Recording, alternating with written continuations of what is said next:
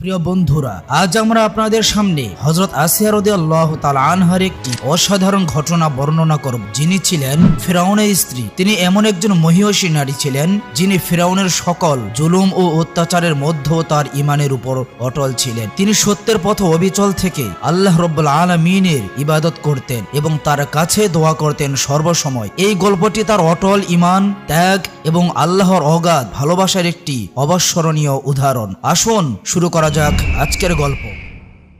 একদিন গভীর রাতে ফিরাউন গভীর ঘুমে আচ্ছন্ন ছিল। চারদিক নিস্তব্ধতা ছড়ে পড়েছিল এবং রাতের গাঢ় অন্ধকার সবকিছুকে ঢেকে দিয়েছিল। এই সুবর্ণ সুযোগ দেখে হযরত আসিয়া রাদিয়াল্লাহু তাআলা আনহা অত্যন্ত সতর্কতার সাথে উঠলেন এবং আল্লাহ রাব্বুল আলামিনের ইবাদতে মগ্ন হলেন। অনেকক্ষণ ধরে তিনি পূর্ণ হৃদয় ও সত্যিকারের ইখলাসের সাথে আল্লাহর ইবাদত করতে থাকলেন। তারপর তিনি দুই হাত তুলে কান্নার সাথে আল্লাহ তাআলার কাছে দোয়া শুরু করলেন। তিনি বললেন, হে রব্বুল আলামিন, এই দুনিয়ায় যা কিছু ঘটছে সবই তোমার ইচ্ছায় ঘটছে, তোমার অনুমতি ছাড়া কিছুই সম্ভব নয়। হে আমার মালিক, আমার স্বামীকে হিদায়াত দাও। সে অজ্ঞতার কারণে নিজেকে খোদা মনে করছে, নিরীহ মানুষের উপর জুলুম করছে। তার হৃদয়কে পরিশুদ্ধ করো, তাকে এমন জ্ঞান দাও যা তার চোখ খুলে দেবে। হে আল্লাহ, তাকে তার ভুলের জন্য অনুতপ্ত করো। আমরা সবাই তোমার সৃষ্টি, আমাদের ক্ষমা করো এবং সঠিক পথে চলার তৌফিক দান করো। আসিয়া ধীরে ধীরে নিজের জন্য, স্বামীর জন্য এবং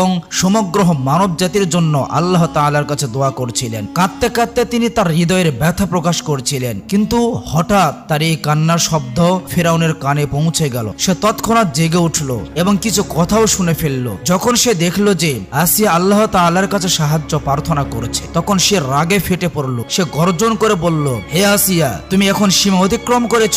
তুমি আমার দেওয়া রুটি খাও, আমার দেওয়া কাপড় পরো, আমার প্রাসাদে থাকো, তবুও আমার ইবাদত ছেড়ে অন্য কাউকে খোদা মানছো। আমি তোমাকে বারবার সতর্ক করেছিলাম, কিন্তু তুমি আমার কথার কোনো মূল্যই দাওনি। বলো কেন এমন করলে? হযরত আসিয়া অত্যন্ত নরম ও ভালোবাসাপূর্ণ কণ্ঠে বললেন, হে আমার স্বামী, আমি তোমার বিশ্বস্ত স্ত্রী। আমার কর্তব্য হলো তোমার সেবা করা এবং সব সময় তোমার কল্যাণ কামনা করা। আমি আল্লাহ তাআলার কাছে দোয়া করি যেন তিনি তোমাকে দুনিয়া ও আখিরাতে নিরাপদ রাখেন। আমি কখনোই তোমার ক্ষতি চাই না। কিন্তু ফিরাউনের রাগ আরো বেড়ে গেল। সে বলল, তোমার এই কথাগুলো শোনার কোনো শখ আমার নেই। আমি তোমার এই আচরণে খুবই ক্ষুব্ধ এবং আর সহ্য করতে পারছি না। এটা আমার শেষ সতর্কবাণী। এরপর যদি আমি তোমার মুখে মুসার খোদার নাম শুনি, তবে পরিণাম খুব ভয়াবহ হবে। হযরত আসিয়া অত্যন্ত শান্তভাবে ও বুদ্ধিমত্তার সাথে বললেন, হে আমার স্বামী, তুমি মিশরের সবচেয়ে বড় বাদশাহ। এখানকার জনগণ তোমার আদেশ মেনে চলে। শক্তি ও বুদ্ধিতে তোমার কোনো প্রতিদ্বন্দ্বী নেই, কিন্তু